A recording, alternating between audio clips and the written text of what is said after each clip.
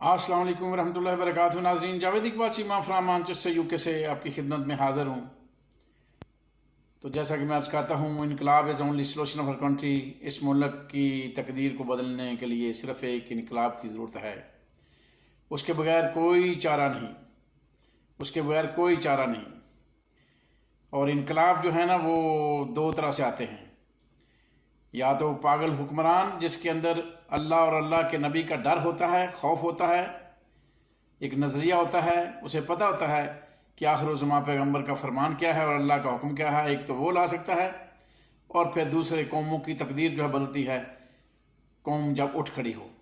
उसके अलावा कोई और रास्ता नहीं है।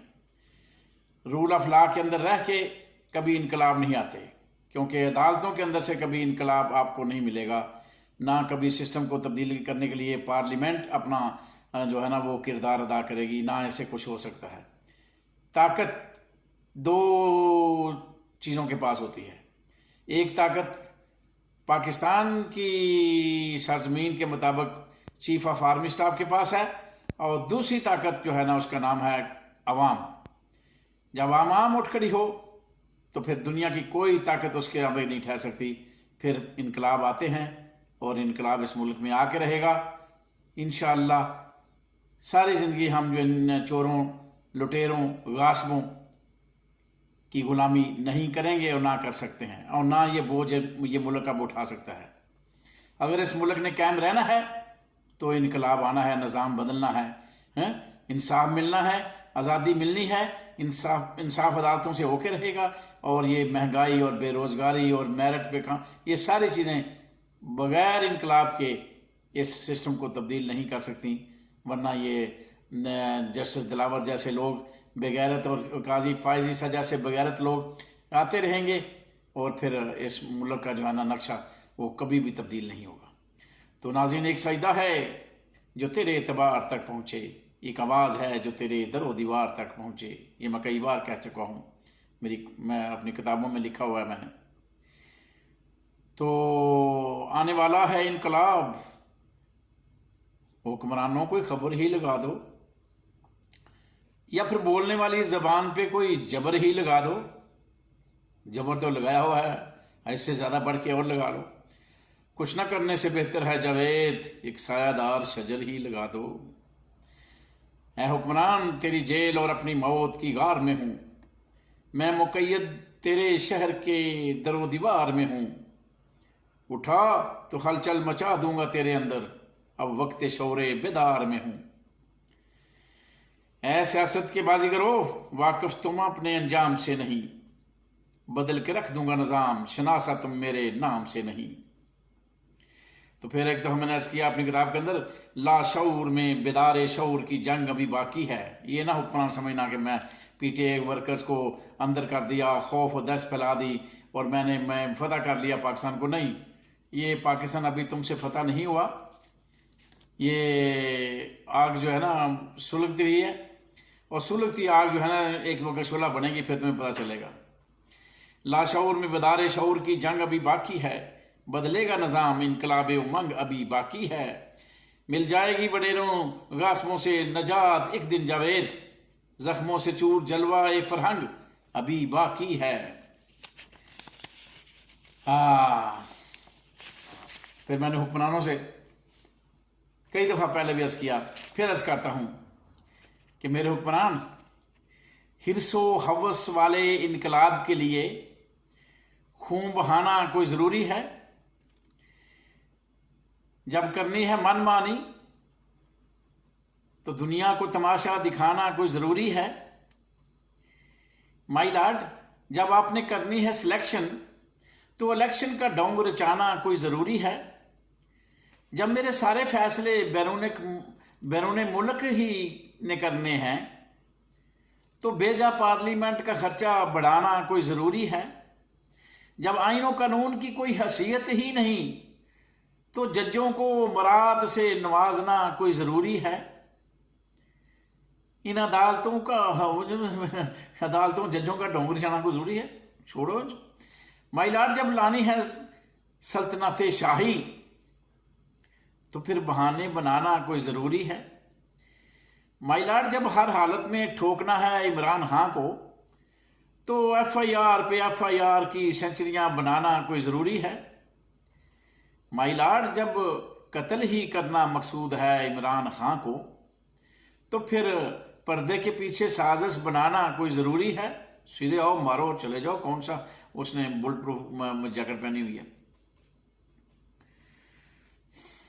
مائی لارڈ، جب ایک نوٹیفکیشن سے کام چلایا جا سکتا ہے تو خرید و فروخت کا جال بچھانا کوئی ضروری ہے؟ جب خواہشات کی تکمیل ہی ضروری ہے جاوید، تو پھر اپنے آپ کو مسلمان کہلوانا کوئی ضروری ہے؟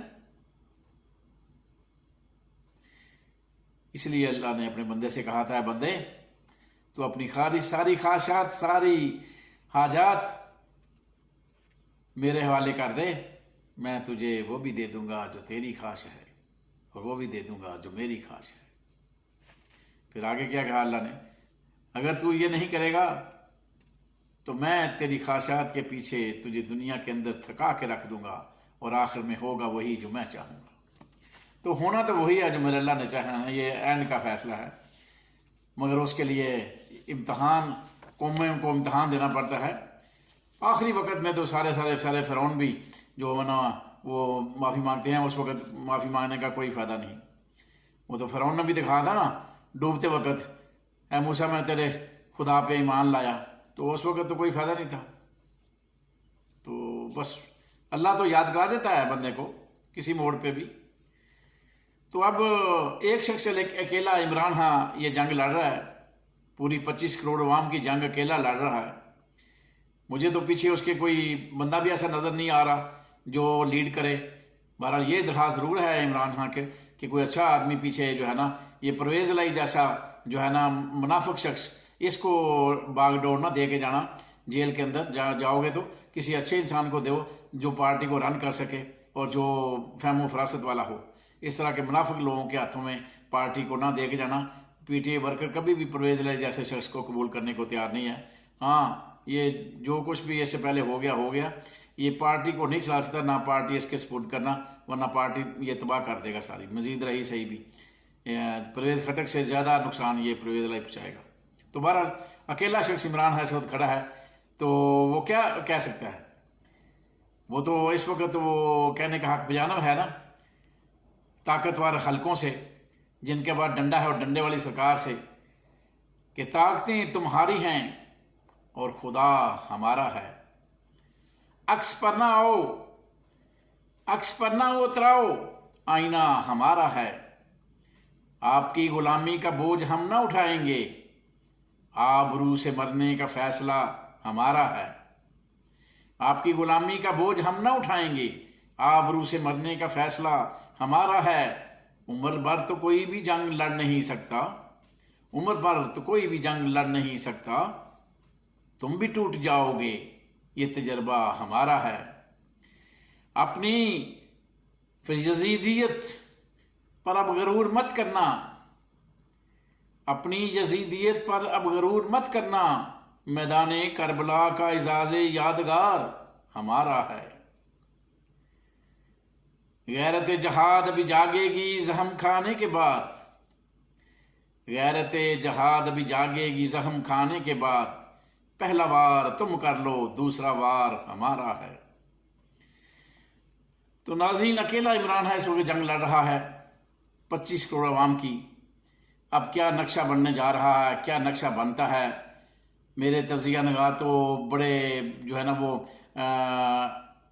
جو ہے نا تجزیہ کر کے پی ٹی اے ورکر کو خوش کرتے ہیں کہ یہ جیت گیا، وہ ٹک ٹاک پہ اتنے فالوور بن گیا ہے، اتنے فالوور یوٹیوب پہ بن پہ، اتنے فالوور ٹویٹر پہ بن پہ، اتنے فیس بک پہ بن گیا. تو میں ان چیزوں کے حق میں نہیں ہوں. یہ جتنے فالوور بن رہے ہیں یہ کوئی خوشی کی بات نہیں ہے. خوشی کی بات اس دن ہوگی یہ جو فالوور بن رہے ہیں یہ نکلیں. جس دن عمران خان کو اب پکڑا جائے گا اس دن پتہ چلے گا کہ فالوور کدھر ہیں. اصل بات ہے قوم کے اٹھنے میں. قوم جن نہیں اٹھے گی تو عمران خان اگر ہزاروں بھی قتل ہوتے رہیں گے تو ہوتے رہیں گے. کوئی اس نظام کو تبدیل کرنے والا مائی کا لال جو ہے نا جرت نہیں کرے گا. اور نہ کوئی اتنی جلدی عمران خان ہر روز پیدا ہوتے ہیں. یہ بڑے دیر بعد ایک پیدا ہوتا ہے، ہر روز ایسے انسان پیدا نہیں ہوتے. تو بہرحال میری تو عوام سے یہی گزارش ہے کہ امتحان ہے ہمارا، بس اگر اس امتحان میں پاس ہو گئے تو پھر انقلاب آ جائے گا، پھر اس ملک میں رول آف لا بھی ہوگا، انصاف بھی ہوگا، غلامی سے ہم نجات بھی پائیں گے. اگر قوم نہیں اٹھے گی تو پھر کچھ نہیں ہوگا. الیکشن میں انہوں نے جو پروگرام بنایا ہوا ہے وہ اسی طرح سے سلیکشن ہوگی اور نواز شریف کے لیے رستہ ہموار ہوگا. اللہ اللہ خیر صلی اللہ. کوئی اس میں خوشی والی کوئی بات نہیں ہے کہ ہمارے ٹک ٹاک پہ اور دوسرے فالوور بڑھ گئے. کوئی خوشی کی بات اس دن ہوگی جب ہم سڑکوں پہ نکلیں گے.